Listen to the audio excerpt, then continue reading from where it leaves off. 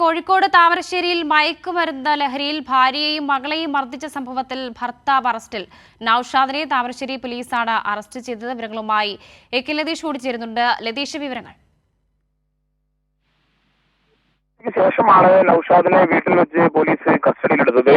ചോദ്യം ചെയ്യലിന് ശേഷം അല്പസമയം മുമ്പ് അറസ്റ്റ് രേഖപ്പെടുത്തി വൈകിട്ട് തന്നെ കോടതിയിൽ ഹാജരാക്കി റിമാൻഡ് ചെയ്യുമെന്നാണ് പോലീസ് അറിയിച്ചിരിക്കുന്നത്. ഇന്നലെ രാത്രി 10 മണിക്ക് ശേഷമാണ് അമ്പായത്തോട്, താമരശ്ശേരിക്ക് അടുത്തുള്ള അമ്പായത്തോട് വീട്ടിൽ വെച്ച് നസ്ജയെയും അതേപോലെ തന്നെ 8 വയസ്സുകാരിയായ മകളെയും ക്രൂരമായി നൌഷാദ് ആക്രമിക്കുന്ന നിലയുണ്ടായത്.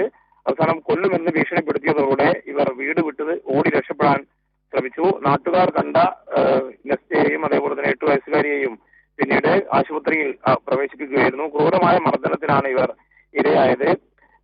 ലഹരി മരുന്നിന് അടിമയാണ് നൌഷാദ് എന്നാണ് പൊതുവെ പറയപ്പെടുന്നത്. ആ നിലയിൽ ഈ ആക്രമണ സമയത്തും ഇദ്ദേഹം ലഹരി ഉപയോഗിച്ചിരുന്നത് തന്നെയാണ് പോലീസും നൽകുന്ന വിവരം. എന്തായാലും ഇന്ന് ഉച്ചയോടുകൂടിയാണ് യുവതിയുടെ പരാതിയിൽ നൌഷാദിനെതിരെ പോലീസ് സംഭവത്തിൽ നൌഷാദിനെതിരെ ഇപ്പോൾ പോലീസ് കേസെടുത്തിട്ടുണ്ട്. ലഹരി ഉപയോഗിച്ചായിരുന്നു അതിക്രമം എന്നുള്ളതും പോലീസ് കണ്ടെത്തിയിട്ടുണ്ട്. വിവരങ്ങളാണ് എ.കെ. ലതീഷ് നൽകിയത്.